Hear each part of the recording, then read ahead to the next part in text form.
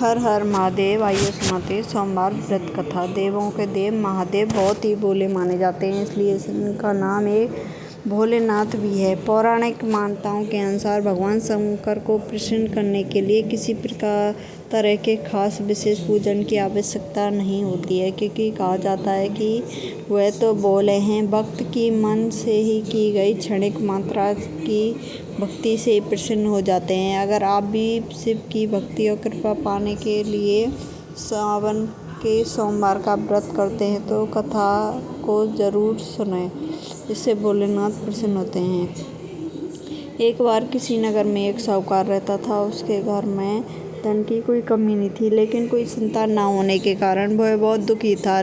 संतान प्राप्ति के लिए वह हर सोमवार को व्रत रखता था और पूरी श्रद्धा के साथ शिव मंदिर जाकर भगवान शिव और पार्वती की पूजा करता था। उसकी भक्ति देखकर एक दिन माँ पार्वती प्रसन्न होकर भगवान शिव से साहूकार की मनोकामना पूर्ण करने का निवेदन किया। पार्वती के आग्रह करने पर भगवान शिव ने कहा कि हे पार्वती, इस संसार में हर प्राणी को अपने कर्मों के अनुसार फल मिलता है। इसके भाग में जो होगा उसे भोगना ही पड़ेगा। लेकिन पार्वती ने साहूकार की भक्ति देखकर मन की मनोकामना पूर्ण करने की इच्छा व्यक्त की।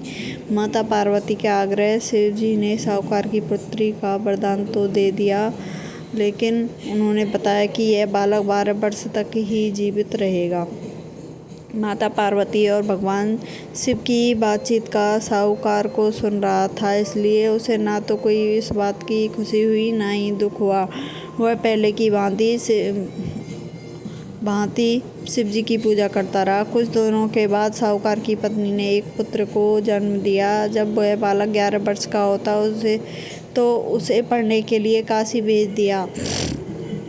साहूकार ने पुत्र के मामा को बुलाकर उसे बहुत सारा धन देते हुए कहा कि यह बालक को काशी विद्या प्राप्त के लिए ले जाओ। तुम लोग रास्ते में यज्ञ कराते जाना, ब्राह्मणों को भोजन दक्षिणा देते हुए जाना। दोनों मामा भांजे इस तरह यज्ञ कराते और ब्राह्मणों को दान दक्षिणा देते काशी नगरी निकल पड़े।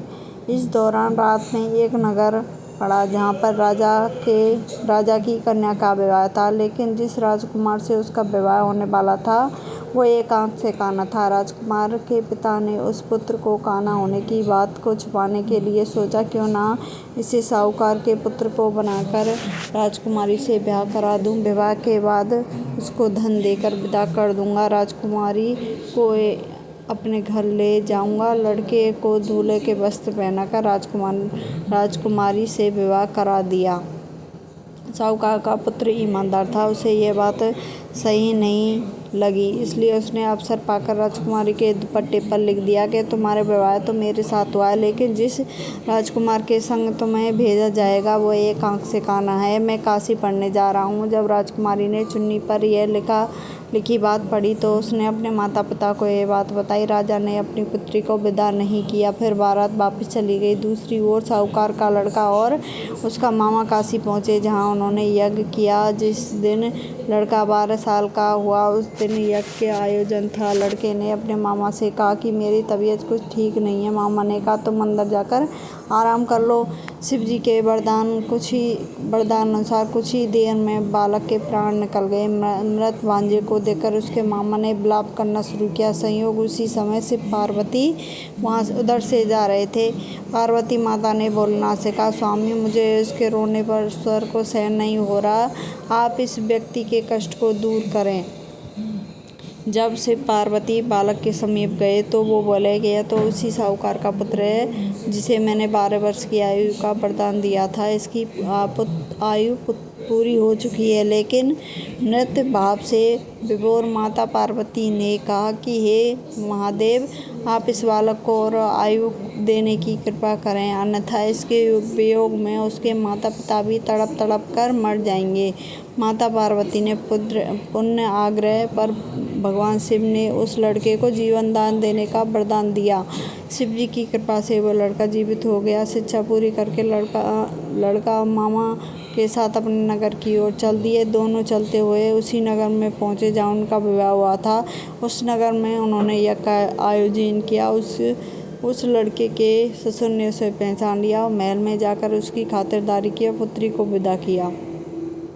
इधर साहूकार और उसकी पत्नी भूखे प्यासे रहकर बेटे की प्रतीक्षा कर रहे थे। उन्होंने प्रण कर रखा था कि यदि उन्हें अपने बेटे की मृत्यु का समाचार मिला तो वह भी प्राण त्याग देंगे, परंतु उसने बेटे के जीवित होने का समाचार पाकर वह बेहद प्रसन्न हुआ। उसी रात भगवान शिव ने साहूकार के स्वप्न में आकर कहा, हे सृष्टि, मैंने तेरे सोमवार के व्रत से प्रसन्न होकर तुम्हें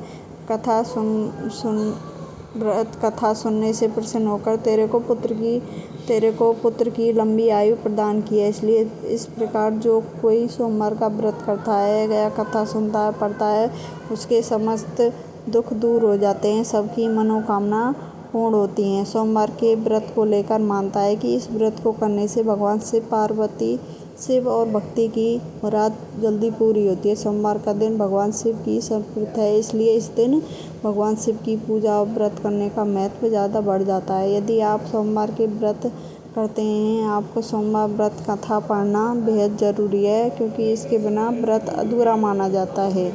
जय हो भोलेनाथ, सब पर कृपा बरसाए रखना। जय हो महादेव। प्लीज़ लाइक सब्सक्राइब करें। जिन्होंने चैनल को सब्सक्राइब नहीं किया, प्लीज़ सपोर्ट।